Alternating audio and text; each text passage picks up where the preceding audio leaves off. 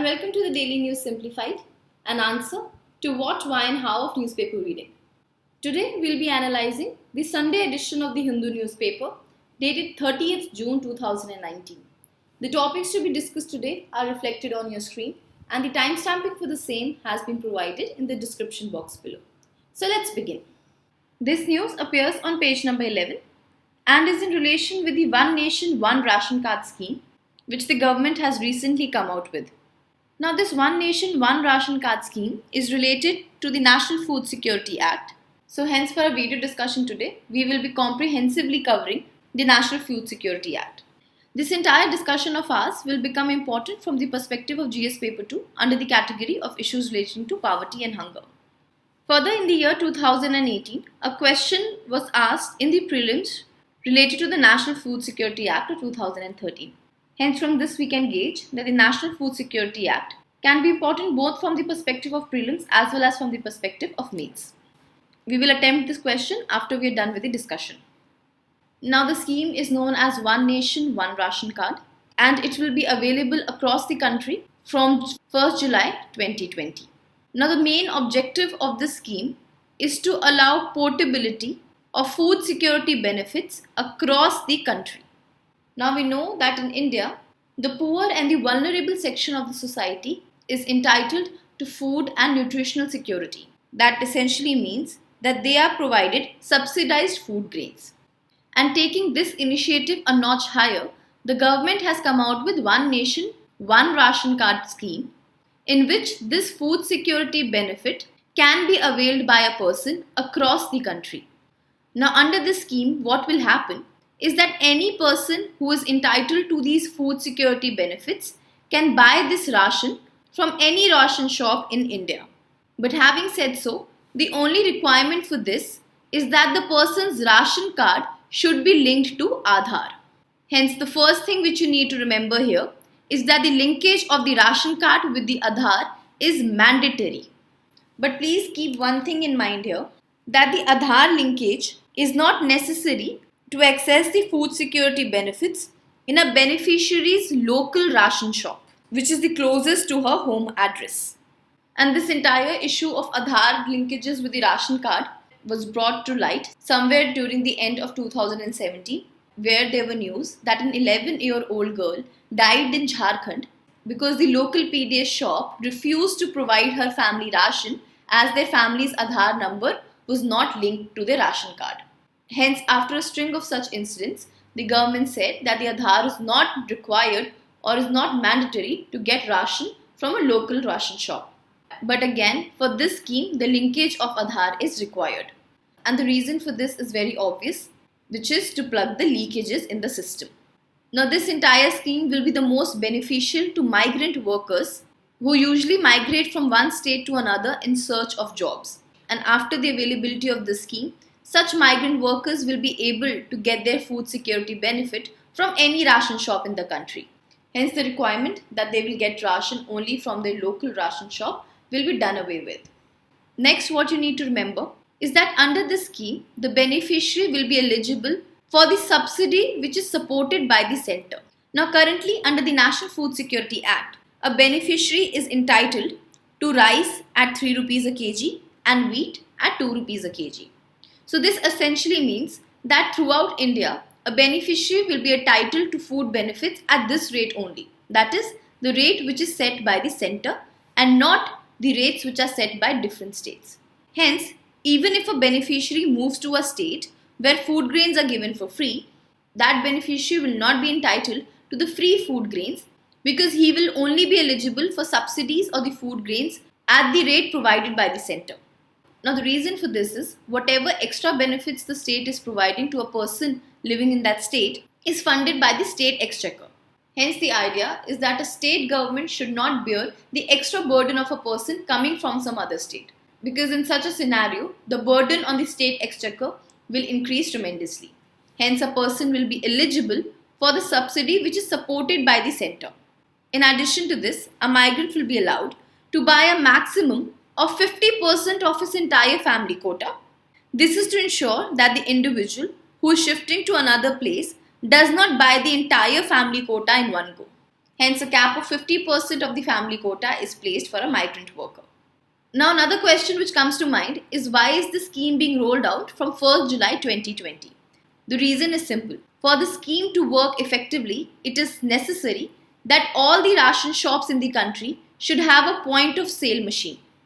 Therefore, all the states have been given 1 more year's time to ensure that all the ration shops in their state have a point of sale machine. Now, the next thing is that this scheme is not a new thing. In fact, the scheme is an extension of the Integrated Management of PDS program.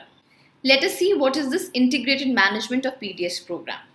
Now, this Integrated Management of PDS program is a central sector scheme which was rolled out in March 2018, and the key objective of the scheme is to integrate the PDS system or the PDS portal of the states and union territories with the central systems and the portals. Now in India, PDS portals work on state level, but the main aim of this scheme, as the name suggests, is to integrate the PDS systems of the state with the central system so that there can be an integrated management of the entire PDS system. Now this new scheme will bring in more efficiency in the distribution system, will help curb duplicate or fake ration cards, because earlier, since the systems were not integrated, a person was using a duplicate card in some other state or some other area of the country. But now, since the PDS will be integrated, nobody will be able to use this duplicate or fake ration cards. And the third aim is the national portability, wherein the scheme wants that the beneficiary should get the entitled food grains from any ration or a fair price shop of their choice at a national level, which is again in line what this One Nation, One Ration Card scheme is talking about. Further, you should know that presently, states of Andhra Pradesh, Gujarat, Haryana, Jharkhand, Maharashtra, Kerala, Karnataka, etc. are already providing state portability. And now the Integrated Management of PDS program wants to have this portability at a national level. So these were the broad features of One Nation, One Ration Card. As time passes, there might be some changes or new development in the scheme. Therefore, we'll track the same as and when it happens. Now that we have discussed what One Nation, One Ration Card scheme is, the topic of food security will not get complete till the time we don't talk about the National Food Security Act of 2013. So let's have a look at its salient features as well. Now, the National Food Security Act was passed and notified in the year 2013. The main objective of this act is to provide for food and nutritional security in human life cycle approach. And this, it aims to do so by ensuring access to adequate quantity of quality food at affordable prices to people so that they can live a life of dignity. Now, the aim of this act is to provide subsidized food grains to almost 75% of the rural population and 50% of the urban population under targeted public distribution system. Thus, it aims to cover about 2/3 of the total population of our country. Now, this act is a convergence of various food security programs of the central government, namely the Midday Meal Scheme, Integrated Child Development Scheme, as well as the public distribution system. Thus, by converging all these existing food security programs, this act has made right to food a legal right. Because under this act, all the eligible households have the legal right to be entitled to food. Further, you should know that this right to food is considered as a vital part of Article 21, which talks about right to life and personal liberty. Because under Article 21, right to life guarantees a life with dignity and not just mere animal existence. Hence, for people to live a life of dignity and realize their full potential, it is imperative that they should have access to good quality food, which will take care of their nutritional requirement so that they can develop to their best possible self. Now, under this system, rice is provided for 3 rupees a kg, wheat for 2 rupees a kg, and coarse grain for 1 rupees a kg. Now, as far as the beneficiaries under this act is concerned, the act mentions 2 categories in the eligible households. One is the people falling under the Antyodaya Anna Yojana. This Antyodaya Anna Yojana is a scheme which was started in the year 2000 and which aims at providing food to the poorest of poor, that is even to the people who are at the most lower rung of the BPL category. Now the Act says that for the households which fall under this Antyodaya Anna Yojana, they will be given 35 kg of food grain per family per month. Whereas the other households, which in the Act are known as the priority households, will be given 5 kgs of food grain per person per month. Further, these priority households are to be identified by the state government. Now one thing please keep here in mind that section 9 of this Act says the percentage coverage under targeted public distribution system in the rural and the urban areas for each state shall be determined by the central government. And as mentioned, what has been determined by the central government is 75% of the rural population and 50% of the urban population. But further, even within this number, how much percentage will each state get, that too will be determined by the central government. Further, section 10 says that the state government will identify the households which have to be covered under this Antyodaya Anna Yojana and the remaining households which will be known as the priority households. Hence, identification of the beneficiaries or the eligible households is the mandate of the state government. But overall, to how much percentage of rural or the urban population should this Act apply to, that will be determined by the central government. Moving ahead, as far as the responsibilities under this Food Security Act is concerned, the centre's foremost responsibility is to allot food grains to the state government. Further, it is again the centre's responsibility to ensure that these food grains are transported to the states. And lastly, if the stock of the food grains are insufficient, then it is again the responsibility of the central government to give food allowances to the state. Next, the responsibility of the state government, as mentioned earlier, is to identify all the eligible households. Secondly, to ensure that the food grains are delivered to these beneficiaries. And lastly, if the state cannot deliver food grains to the beneficiary, then they have to pay them the food allowance. Now, the rate of the food allowance will be determined by the central government. Next, this Act provides for a two-tier grievance redressal mechanism. Now, the first point of complaint or the first step of grievance redressal would be the district grievance redressal officer, who will be appointed in each and every district, and the appeals to the orders of this district grievance redressal officer will lie to what is known as the State Food Commission, which will be established for every state in our country. Now, the State Food Commission will have the power of the civil court as far as adjudication of complaints is concerned. Secondly, it is this State Food Commission which will look after and evaluate the implementation of this Act. Lastly, as far as composition is concerned, it will have one chairman, 5 members as well as one secretary. Now that we have looked at the basic features of the National Food Security Act, let us go on to this question which was asked in the year 2018 in the prelims. The question is in relation to the National Food Security Act of 2013. The first statement, the families coming under the category of BPL only are eligible to receive subsidized food grains. Now this is incorrect.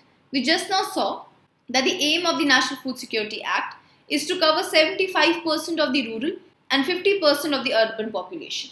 Further on, the National Food Security Act does not mention below poverty line people as the only beneficiary and includes other households as well which might not fall below the poverty line category.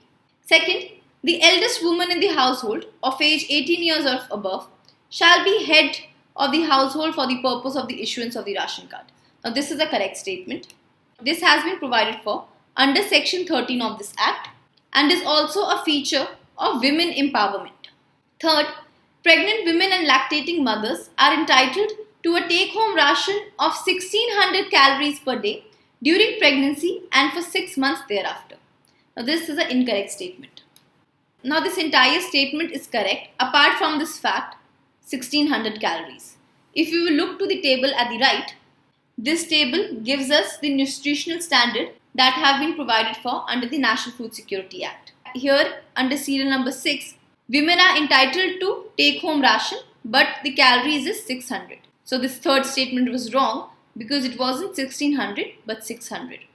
So here in this table, you will get information about the other categories, the type of meals they are entitled, and the calories they are to be provided for. So under this act, two kind of type of meals are given. One is take-home ration and the other is hot cooked meal.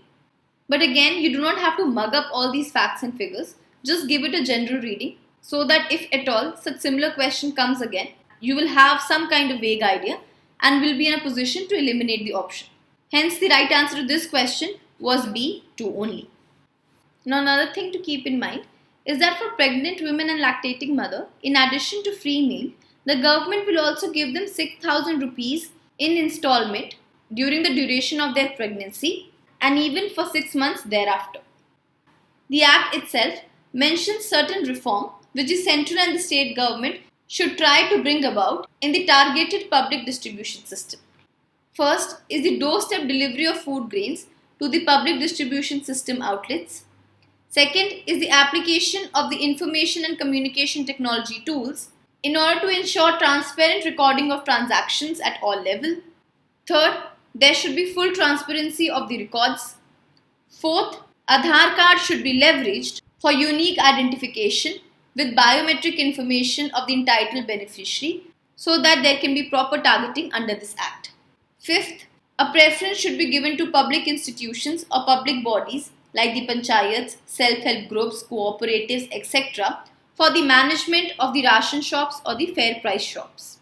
In addition to this, it should be tried that the ration shops are run or managed by women so as to further the cause of women empowerment. Lastly, there should be diversification of commodities which are being given to people under the PDS. Lastly, let us discuss a few limitations of this Act. First is the high fiscal burden which the government has to incur because of this Act. Secondly, is that whatever nutrition the government has prescribed under this Act is insufficient. For example, it was found out that an adult requires 14 kg of food grains, while this Act gives only 5 kg per person. The third limitation is that this Act focuses only on cereals and not other food. For example, what about pulses? Pulses are required because they give protein.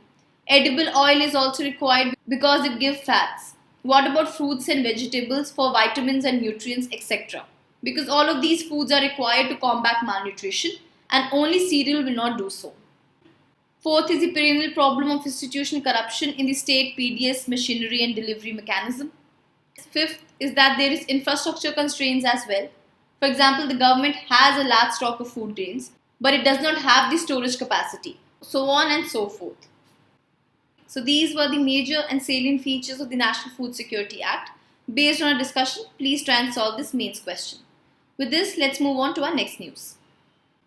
This news appears on page number 9 and is in relation with the Nirbhaya fund, where it is stated that only 20% of the Nirbhaya fund have been used by the states till 2018. This discussion of ours will become important from the perspective of GS Paper 2, both under the topic of polity as well as social justice. Let us know a few details about the Nirbhaya fund. Now, in the aftermath of the gang rape of a paramedical student in a moving bus in New Delhi, the then UPA government announced for the Nirbhaya fund in the 2013 budget with an initial corpus of 1,000 crore rupees. Now, this fund is to be utilized to uphold the safety and dignity of women in our country. So basically, this fund will help to establish all those schemes and initiatives which will aim at securing the safety of women as well as improving their dignity in the society. Now, the next 2 points are very important. The fund is administered by the Department of Economic Affairs under the Ministry of Finance. But it is the Ministry of Women and Child Development which is the nodal agency or the nodal ministry when it comes to appraise schemes. Further, it is the Ministry of Women and Child Development which is authorized to work out details, structures, scope, application as well as the various plans under this fund. So here please keep in mind that only the administration part of this fund is under the Ministry of Finance, but for all practical purposes, it is the Ministry of Women and Child Development which looks at the appraisal of the schemes. That is, it is Ministry of Women and Child Development which will chalk out the plan for the entire structures of the scheme and is the one which will approve the various schemes under this fund. Now coming to what is the issues which have been raised time and again with the utilization of the fund. The first is the underutilization of the Nirbhaya fund. Now, the government of India has been accused of keeping the Nirbhaya fund unutilized or underutilized. In fact, this report also states that only 20% of the Nirbhaya funds have been used till the year 2018. Further, in addition to the problem of underutilization, there is also the problem of wrong utilization of the Nirbhaya fund. In fact, in February this year only, a parliamentary panel voiced its discontentment to the utilization of the Nirbhaya fund for wrong purposes such as construction of buildings. The parliamentary panel says that such allocations defeat the very purpose of the project, that is the safety of women. Further, the committee also observed that funds for the construction of buildings should come from some other source and not from the Nirbhaya fund. Moreover, the Supreme Court of India has also criticized the government for doing just a lip service to this Nirbhaya fund. And though in the year 2013, the initial corpus was 1,000 crore rupees, but the government continuously is pumping in more money in this fund, and now currently this fund has swelled to approximately 3,500 crore rupees, and still it remains unutilized. Further, there was another Supreme Court order in which the Supreme Court urged the government to formulate a national policy for proper rehabilitation of the rape survivors. Now, the Nirbhaya fund is being used for giving compensation to rape survivors as well as other victims of crime against women. However, the court observed that different states have different schemes. Hence, the Supreme Court said that there is no national modality or plan on how the rape victims should be compensated by using this Nirbhaya fund. Fifth point is a similar one, that for other schemes as well, there is no uniformity amongst the states. Some states is implementing one scheme, whereas the other state is implementing another scheme. A good example of this would be that while some states pay 10 lakh rupees, few other states pay only 50,000 rupees to the survivors. Hence, there is a discrepancy when it comes to utilization of this fund. Lastly, let us also have a look at the various schemes which are being run under the Nirbhaya fund. The first is the Emergency Response Support System or the 112 helpline number. Now this emergency response support system integrates police, that is number 100, fire, number 101, and the women 1090 helpline numbers into a single 112 helpline number. The second is the creation of a central victim compensation fund, under which the money from this fund will be used to compensate victims of gender-based crime, especially the women. The third initiative is the cyber crime prevention against women and child, and the main objective of this scheme is to have an effective mechanism to handle cyber crimes against women and children in the country. And the main features of this scheme would be training of police officers, judges and prosecutors, online cybercrime reporting platform, cybercrime awareness activities, research, development, etc. The fourth initiative is the one-stop centers. The one-stop center is a centrally sponsored scheme wherein these centers are being established to provide integrated support and assistance under one roof to women affected by violence, both in the private and public spheres, in a phased manner. The fifth is the Safe City project. Under the Safe City project, 8 cities have been shortlisted in our country, which will be developed into a safe city for women. And under this project, money from the Nirbhaya funds will be used to set up various components in the cities like integrated smart control rooms, pink outpost, improving street lightings, setting up pink toilets, setting up women help desk in all police stations, etc. The sixth initiative is of the panic buttons. Now this panic button will allow women in distress to make an emergency call. This emergency call can be made through 112 number or by long pressing the power button in your smartphones or by long pressing 5 or number 9 key on the normal phones to activate the panic call. Seventhly, the money from the Nirbhaya fund is utilized for self-defense training of women. Further, it is also utilized to install CCTV cameras, especially in public transports, schools, etc. The funds are also being used to set up dedicated forensic labs, which will provide faster and efficient scientific to solve crimes related to women. Lastly, some states have also asked for fund from the Nirbhaya fund to set up fast-track courts in their states, and these fast track courts will be used to quickly and efficiently solve cases of all the crimes against women. Now please bear in mind that this list of schemes under the Nirbhaya fund is not exhaustive, and a lot of other schemes and programs are also being implemented with the money allotted from the Nirbhaya fund. So based on a discussion, you can try and solve this mains practice question. With this, let's move on to our next news. This next news appears on page number 50 and is in relation to NASA's Punch mission. This Punch mission of NASA will become important from the perspective of science, especially in the prelims. Now the full form of Punch is polarimeter to unify the corona and the heliosphere. Corona is an aura of plasma that surrounds the sun and other stars. And heliosphere is the region of space which encompasses the solar system, in which the solar wind has a significant influence. Now this Punch mission will be launched by NASA. Now this mission will focus on the sun's outer atmosphere, the sun's corona, especially the fact how this corona generates the solar winds. Now you must be knowing that the sun generates a vast outpouring of solar particles known as the solar winds, and these solar winds can create a dynamic system of radiation in the space called as space weather. Now near Earth, where such particles from the solar winds interact with our planet's magnetic field, the space weather system can lead to profound impacts on human interests such as astronaut safety, radio communication, GPS signals, etc. Therefore, it is imperative to understand what drives the space weather and how it interacts with the Earth and the lunar system. Therefore, the evidence and the knowledge gathered from the Punch mission will be very important to study the space weather, and the study of space weather in turn will help us to understand its interaction with the Earth. Now, this Punch mission will be composed of 4 suitcase-sized satellites. These satellites will firstly image and track the solar winds as they leave the sun. Here you can see the solar winds leaving the sun. So this Punch satellite will click images and track these solar winds as they are leaving the sun.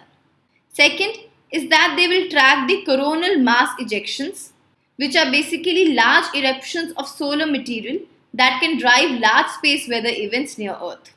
So therefore this Punch will also study these coronal mass ejections so as to better understand their evolution, because then only can we understand what impacts such coronal mass ejections and space weather have on Earth. And the third is that this Punch will help to develop new techniques for predicting such eruptions beforehand, so that we can be prepared in advance to bear the consequences of such mass ejections and eruptions on Earth. Therefore, in totality, this Punch mission will help us to investigate how the star we live with, that is the sun, drives the radiation in the space. That is how it is impacting the space weather. Further, in addition to all of these, the observations from the Punch will also enhance the national and international research by other NASA missions such as Parker Solar Probe and the upcoming European Space Agency and NASA Solar Orbiter, which is due to launch in 2020. Further, the Punch will be helping these missions because Punch will take images of all those structures in the solar atmosphere which these missions encounter. So basically, when these sun-related missions go near to the sun, they encounter a lot of structures and other kind of difficulties in the solar atmosphere. So here Punch will be very helpful because Punch will be able to click images of such structures in real time, and this the Punch will be able to do so by blocking out the bright light of the sun and examining the much fainter atmosphere. So usually, since the sun shines so bright, it becomes difficult to click any kind of image or to observe any kind of phenomena. But Punch, with its 4 suitcase-sized satellites, will be able to block this bright light of the sun and examine much fainter atmosphere to study these structures. In fact, the focus of the Punch will be on the polar regions of the sun. Lastly, this mission is expected to be launched in the year 2020. So these are the basic details which you need to remember about Punch. Remember its full form and the space agency of NASA which is launching it, and basically what this Punch will study, that is sun's outer atmosphere and the corona, so as to study the solar wind and the space weather of the sun. So with this, let's move on to our next news. This next news appears on page number 20 and is in relation with fast radio bursts.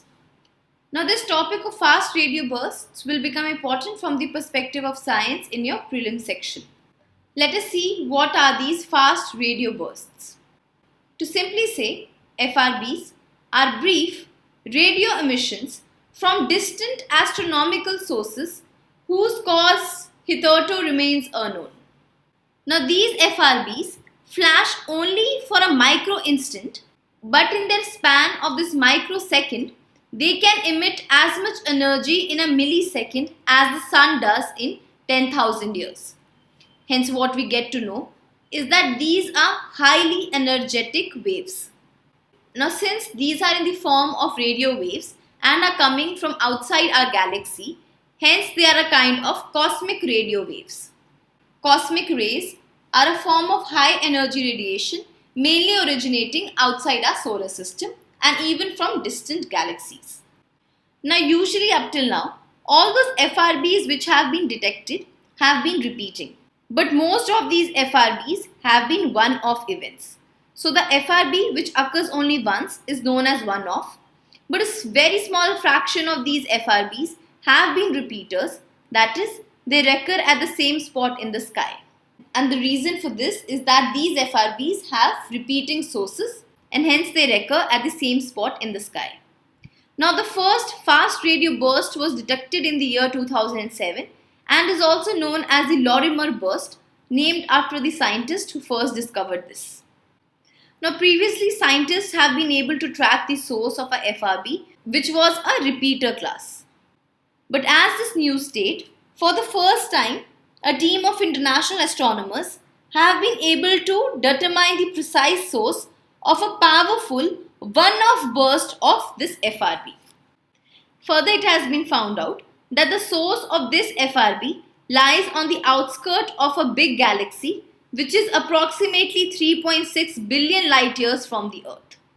Now the sources of this previously detected FRBs and this newly detected FRB become very important because the difference in the sources help us to show that FRBs can come from a huge range of types of galaxies and environments.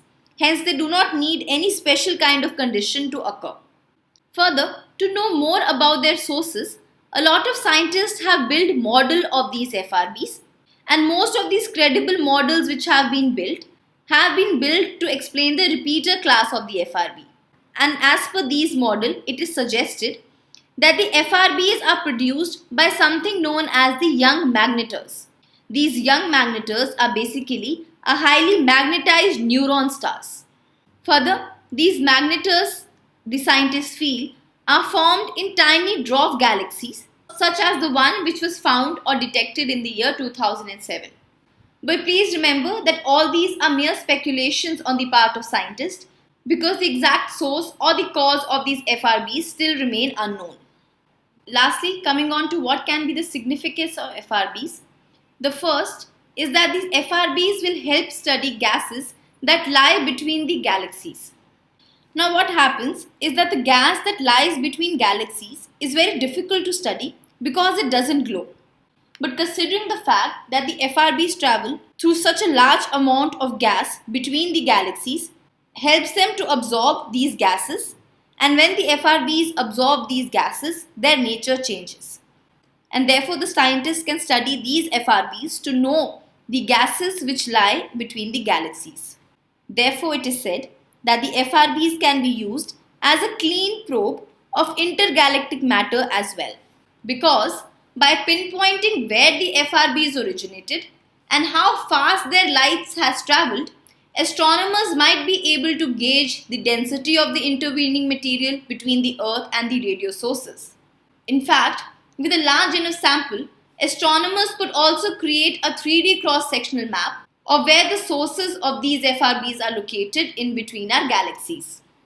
Hence, in totality, FRBs will help the scientists to unravel the cosmic mystery and will give us more information on the invisible cosmic web. So all in all, the FRBs will be important to study the intergalactic matter and the intergalactic gases, and will help us to know more about the cosmic world which lies out there. So with this, let's move on to our next news. This next news appears on page number 9 of today's Sunday magazine and is in relation with the Ajrak hand block printing. This Ajrak will become important from the perspective of India's art and culture. Now, Ajrak is a millennia-old hand block printing craft, and this craft has originated from the region of Gujarat, and the entire production of products include the use of dyes which are both vegetable and mineral dyes. In fact, indigo is the key dye used in production of Ajrak craft. Further, the Ajrak is an integral part of the Sindhi culture and over the years has become a symbol of the Sindhi culture and traditions. Hence, Ajrak is nothing but a block printed textile that is resist dyed using natural dyes including indigo. In fact, there are 14 to 16 different stages of dyeing in the production of the Ajrak textile, and it takes almost 14 to 21 days to complete it. Ajrak is usually distinguished by its color, that is blue with red, and has a complex geometric and floral patterns. Finally, the resulting cloth is soft against the skin and jewel-like in appearance, pleasing to touch and appealing to the eye. So these were the major points about the Ajrak hand block textile. With this, let's move on to our next news. This next news appears on page number 14 and is in relation with the RCEP, that is the Regional Comprehensive Economic Partnership, and is stating whether India should remain a part of RCEP or not. Now, this entire issue of RCEP has been covered comprehensively in the DNS dated 25th June 2019. You can refer to this DNS for more information on this news. With this, let's move on to our practice questions. Now, based on our today's discussion, here is the first set of your prelims practice question. Please pause the video and solve them. We'll discuss the answer after 5 seconds.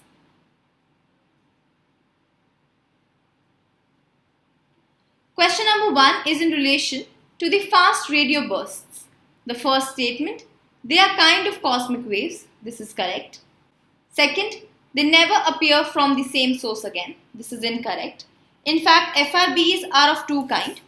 One is the repeaters which come from the same source, and the second are the one-offs. Third, they will help to study the intergalactic matter. This is correct. Hence, the right answer is C, 1 and 3. Question number 2 is in relationship with Ajrak. First statement, it is a type of hand block textile craft. This is a correct statement. Second, it originates from the region of Madhya Pradesh. This is incorrect. It originates from the region of Gujarat.